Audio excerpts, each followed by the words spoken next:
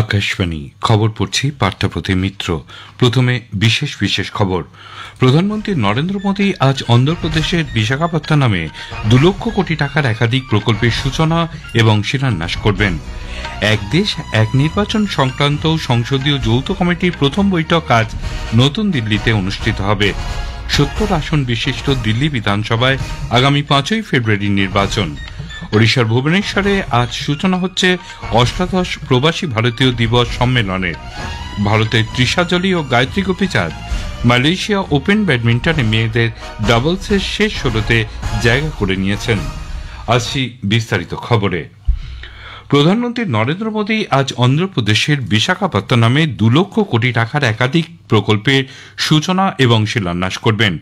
জাতীয় green hydrogen মিশনের অধীনে বিশাখাপত্তনমের কাছে পুদিম ডাকাতে তিনি এনটিপিসি গ্রিন এনার্জি লিমিটেডের অত্যাধুনিক গ্রিন হাইড্রোজেন হাব প্রকল্পের শিলান্যাস করবেন। একই সঙ্গে তিনি 19,500 কোটি টাকার বেশ কয়েকটি রেল এবং সড়ক প্রকল্পেরও সূচনা করবেন। এরপর তার আনাকাপল্লী জেলায় নাক্কাপল্লীতে বাল্ক ড্রাগ পার্কের শিলান্যাসের কর্মসূচি রয়েছে। শ্রী মোদী তিরুপতি জেলায় কৃষ্ণাপট্টনম ইন্ডাস্ট্রিয়াল অঞ্চল ক্রিস সিটিরও শিলান্যাস করবেন। 10,500 কোটি টাকার এই প্রকল্পে প্রায় 1 লক্ষ কর্মসংস্থানের সুযোগ সৃষ্টি হবে। প্রধানমন্ত্রী নরেন্দ্র মোদী বলেছেন, ডিজিটাল ব্যক্তিগত তথ্য সুরক্ষা বিধি 2025-এর খসড়ায় নাগরিক কেন্দ্রিক প্রশাসনের প্রতি ভারতের প্রতিশ্রুতিকে অগ্রাধিকার দেওয়া হয়েছে। ইলেকট্রনিক্স ও তথ্য প্রযুক্তি মন্ত্রী অশ্বিনী বৈষ্ণবের এক পোস্টের উত্তরে শ্রী মোদী বলেন, এই বিধির লক্ষ্যে নাগরিকদের ব্যক্তিগত তথ্য সুরক্ষিত রাখা এবং অন্তর্ভুক্তিমূলক উন্নয়নকে ত্বরান্বিত করা। মাইগভ প্ল্যাটফর্মে জনসাধারণ এবং অন্যান্য অংশীদারদের কাছ থেকে এই খসড়ার ওপর মতামত চেয়েছে মন্ত্রক। আগামী মাসের 18 তারিখ পর্যন্ত তা জানানো যাবে। কেন্দ্রীয় স্বরাষ্ট্রমন্ত্রী অমিত শাহ বলেছেন, 3টি নতুন ফৌজদারি আইন দণ্ডমূলক নয়, বরং ন্যায় বিচার কেন্দ্রিক, যা দ্রুত সুবিচার নিশ্চিত করবে। উত্তরপ্রদেশে এই 3টি আইন বলবৎ করার বিষয়ে গতকাল তিনি নতুন দিল্লিতে মুখ্যমন্ত্রী যোগী আদিত্যনাথের সঙ্গে একটি পর্যালোচনা বৈঠকে সভাপতিত্ব করেন। শ্রী শাহ চলতি বছরের মার্চ মাসের মধ্যে উত্তরপ্রদেশের 7টি কমিশনারেটের নতুন ফৌজদারি আইন 100% বলবৎ করার বিষয়টির উপর বিশেষ জোর দেন। তিনি বলেন, উত্তরপ্রদেশের মতন রাজ্য যেখানে বিপুল সংখ্যক মানুষ বসবাস করেন, সেখানে এই আইন বলবৎ হলে গোটা দেশে একটি সদর্থক বার্তা যাবে। শ্রী শাহ প্রযুক্তির ব্যবহার বাড়ানোর উপরও জোর দিয়ে বলেন, রাজ্যে প্রতিটি জেলায় যাতে একাধিক ফরেন্সিক মোবাইল ভ্যান থাকে, সেই বিষয়টি সুনিশ্চিত করতে হবে। একই সঙ্গে স্বরাষ্ট্রমন্ত্রী মুখ্যমন্ত্রীকে এই আইন বলবৎ হওয়ার পর প্রতি 15 দিনের ব্যবধানে তা পর্যালোচনা করার পরামর্শ দিয়েছেন। ভারত পোল পোর্টাল এবং 3টি নতুন ফৌজদারি আইন বিদেশে পলাতকদের ধরতে শক্তিশালী ব্যবস্থা হিসেবে কাজ করবে বলে কেন্দ্রীয় স্বরাষ্ট্রমন্ত্রী অমিত শাহ জানিয়েছেন। নতুন দিল্লিতে গতকাল ভারত পোল পোর্টালের সূচনা করে শ্রী শাহ বলেন, 195টি দেশের ইন্টারপোল নেটওয়ার্কের সঙ্গে সমস্ত রাজ্যের তদন্তকারী সংস্থা ও পুলিশকে যুক্ত করে অপরাধ নিয়ন্ত্রণে গুরুত্বপূর্ণ ভূমিকা নেবে এই পোর্টাল। ভারত পোলের 5টি মূল মডিউল রয়েছে। এগুলি হল connect, Interpol notice, reference, broadcast এবং রিসোর্সেস। আইন বলবৎকারী সংস্থাগুলিকে প্রযুক্তিগত সহায়তা দেবে এই মডিউল। ভারত পোল পোর্টাল বিশ্বব্যাপী নেটওয়ার্কের মাধ্যমে রেড কর্নার নোটিস এবং অন্যান্য সতর্কতা জারি সহ রিয়েল টাইম ডেটা ভাগ করে নেওয়ার ক্ষেত্রে বিশেষ সহায়ক হবে বলে মন্ত্রী জানান।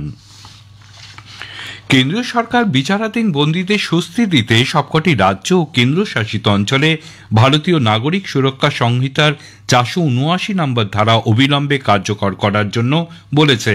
এর আওতায় জেলে বিচারের অপেক্ষায় থাকা বন্দীদের সংখ্যা কমানো সম্ভব হবে। এই জন্য কেন্দ্রীয় স্বরাষ্ট্রমন্ত্রক সবকটি রাজ্য ও কেন্দ্রশাসিত অঞ্চলের মুখ্য সচিবদের চিঠি পাঠিয়েছে। নতুন আইনের আওতায় সর্বোচ্চ সাজার 1/3 মেয়াদ বিচারাধীন অবস্থায় কাটালে প্রথমবারের অপরাধীদের বন্ডের বিনিময়ে মুক্তি দেওয়া যাবে। এক দেশ এক নির্বাচন সংক্রান্ত সংসদীয় যৌথ কমিটির প্রথম বৈঠক আজ নতুন দিল্লিতে অনুষ্ঠিত হবে। 39 সদস্যের কমিটিতে লোকসভা 27 এবং রাজ্যসভার 12 জন সদস্য রয়েছেন। এই কমিটি পরবর্তী সংসদীয় অধিবেশনের শেষ সপ্তাহের প্রথম দিনে তাদের রিপোর্ট জমা দেবে। কমিটিতে অন্যান্যদের মধ্যে বিজেপির পিপি চৌধুরী, অনুরাগ সিং ঠাকুর এবং পুরুষোত্তম ভাই রূপালা, কংগ্রেস নেত্রী প্রিয়াঙ্কা গান্ধী, মনীষ তিওয়ারি, তৃণমূল কংগ্রেসের কল্যাণ ব্যানার্জি, এনসিপি শরদ পাওয়ার গোষ্ঠীর সুপ্রিয়া সুলে লোকসভার সদস্য হিসেবে রয়েছেন। রাজ্যসভার সদস্য হিসেবে বিজেপির ঘনশ্যাম তিওয়ারি, ভুবনেশ্বর কলিতা ও কে লক্ষণ, কংগ্রেসের রণদীপ সিং সুরজেওয়ালা, মুকুল ওয়াসনিক, ওয়াইএসআর কংগ্রেসের ভি বিজয় সাই রেড্ডি এবং জেডিইউর সঞ্জয় কুমার ঝা এই সংসদীয় যৌথ কমিটিতে রয়েছেন। 70 আসন বিশিষ্ট দিল্লি বিধানসভায় আগামী 5ই ফেব্রুয়ারি ভোট নেওয়া হবে। নতুন দিল্লিতে গতকাল এক সাংবাদিক বৈঠকে মুখ্য নির্বাচন কমিশনার রাজীব কুমার ভোটের দিনক্ষণ ঘোষণা করেন। গণনা 8ই ফেব্রুয়ারি। রাজীব কুমার জানান, ভোটের বিজ্ঞপ্তি চলতি মাসের 10 তারিখে প্রকাশ করা হবে। মনোনয়ন জমা দেওয়ার শেষ দিন 17ই জানুয়ারি। প্রায় 1 কোটিরও বেশি ভোটার 13,033টি পোলিং স্টেশনে ভোটদানে অংশ নেবেন। এই খবর শুনছেন আকাশবাণী থেকে।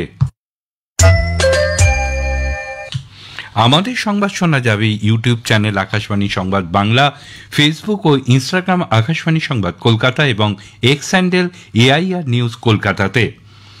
অষ্টাদশ প্রবাসী ভারতীয় দিবস সম্মেলন উড়িষ্যার ভুবনেশ্বরে আজ শুরু হচ্ছে। এই উপলক্ষে উড়িষ্যা সরকার 50টি দেশ থেকে ভারতে আসা অনাবাসী ভারতীয়দের সামনে রাজ্যের সমৃদ্ধ সংস্কৃতি ও ঐতিহ্য তুলে ধরছে। যুব বিষয়ক ও ক্রীড়া মন্ত্রকের সঙ্গে অংশীদারিত্বে ওড়িশা সরকার আয়োজিত যুব প্রবাসী ভারতীয় দিবস অনুষ্ঠানের মাধ্যমে সম্মেলনের সূচনা হবে। প্রধানমন্ত্রী নরেন্দ্র মোদী আগামীকাল কনভেনশনে অংশ নেবেন। রাষ্ট্রপতি দ্রৌপদী মুর্মু শুক্রবার সমাপ্তি অধিবেশনে সভাপতিত্ব করবেন। কেন্দ্রীয় সড়ক পরিবহন ও মহাসড়ক মন্ত্রী নীতিন গডকরি গোটা দেশ জুড়ে গাড়ি চালকদের প্রশিক্ষণ প্রতিষ্ঠান স্থাপনের প্রকল্পের কথা ঘোষণা করেছেন। তিনি বলেন, দেশে প্রশিক্ষিত গাড়ি চালকের অভাব রয়েছে। সরকার তাই দেশ জুড়ে এই ধরনের প্রশিক্ষণ কেন্দ্র গড়ে তোলার ক্ষেত্রে প্রতিশ্রুতিবদ্ধ। সব রাজ্য এবং কেন্দ্রশাসিত অঞ্চলের পরিবহন মন্ত্রীদের সঙ্গে এক বৈঠকে শ্রী গডকরি বলেন, পথ নিরাপত্তা সরকারের কাছে সবচেয়ে গুরুত্বপূর্ণ। প্রতিরক্ষামন্ত্রী রাজনাথ সিং বলেছেন, ভারত চীন সীমান্তের কাছে তিব্বতে ব্রহ্মপুত্র নদের ওপরে চীন যে বিশাল বাঁধ নির্মাণের পরিকল্পনা নিয়েছে সে বিষয়ে সরকার সতর্ক রয়েছে।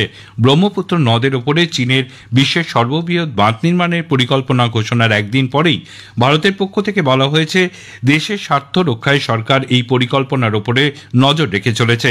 একই সঙ্গে নতুন দিল্লি বেজিংয়ের কাছে এক বার্তায় জানিয়েছে, ব্রহ্মপুত্র নদের উপরাংশে যে বাঁধ নির্মাণ হচ্ছে তা যেন নির্মাংসের স্বার্থ কোনোভাবেই বিঘ্ন না ঘটায়। গতকাল রাজনাথ সিং আগলাতে উত্তরপ্রদেশে মাধ্যমিক শিক্ষা সংঘ আয়োজিত 57তম রাজ্য পর্যায়ের এক অনুষ্ঠানে ভাষণ দেন। কেন্দ্রীয় সরকার ভি নারায়ণনকে ভারতীয় মহাকাশ গবেষণা সংগঠন ইসরোর নতুন চেয়ারম্যান হিসেবে নিযুক্ত করেছেন। শ্রী নারায়ণন আগামী 14ই জানুয়ারি এই দায়িত্বভার গ্রহণ করবেন। ইসরোর বর্তমান চেয়ারম্যান এস সোমনাথের জায়গায় তিনি নিযুক্ত হলেন। শ্রী নারায়ণন বর্তমানে কেরালার ভালিয়ামালায় ইসরো লিকুইড প্রোপালশন সিস্টেম সেন্টারের নির্দেশক পদে রয়েছেন। তিনি রকেট এবং মহাকাশযান বিশেষজ্ঞ হিসেবে গত 4 দশক ধরে ইসরোর সঙ্গে যুক্ত রয়েছেন। প্রাক্তন রাষ্ট্রপতি প্রণব মুখোপাধ্যায় স্মৃতিসৌধ তৈরির জন্য রাজঘাট চত্বরে রাষ্ট্রীয় স্মৃতি কমপ্লেক্সের একটি জায়গা নির্দিষ্ট করেছে সরকার। প্রয়াত প্রাক্তন রাষ্ট্রপতির কন্যা শর্মিষ্ঠা মুখোপাধ্যায় প্রধানমন্ত্রী নরেন্দ্র মোদীর কাছে এই সিদ্ধান্তের জন্য কৃতজ্ঞতা প্রকাশ করেছেন। ভারতের তৃষা জলীয় গায়ত্রী গোপীচাঁদ মালয়েশিয়া ওপেন ব্যাডমিন্টনে প্রথম রাউন্ডের ম্যাচে থাইল্যান্ডের অর্নিচা জাংসাথা পর্ন ও সুকিতা সুয়াচাইকে হারিয়ে মেয়েদের ডাবলসের শেষ 16তে জায়গা করে নিয়েছেন। খেলার ফলাফল 21-10, 21-10। পরের রাউন্ডে ভারতীয় জুটি চীনা জুটি ঝাং সুসিয়ান এবং জিয়া ইফানের মুখোমুখি হবে। শেষ করার আগে খবরের বিশেষ অংশ আরও একবার। প্রধানমন্ত্রী নরেন্দ্র মোদী আজ উত্তরপ্রদেশের বিশাখাপত্তনমে 2 লক্ষ কোটি টাকার একাধিক প্রকল্পের সূচনা এবং শিলান্যাস করবেন। এক দেশ এক নির্বাচন সংক্রান্ত সংসদীয় যৌথ কমিটির প্রথম বৈঠক আজ নতুন দিল্লিতে অনুষ্ঠিত হবে। ওড়িশার ভুবনেশ্বরে আজ সূচনা হচ্ছে অষ্টাদশ প্রবাসী ভারতীয় দিবসের সম্মেলনের। খবর এখনকার মতন শেষ হলো। এরপরেই শুনুন স্থানীয় সংবাদ।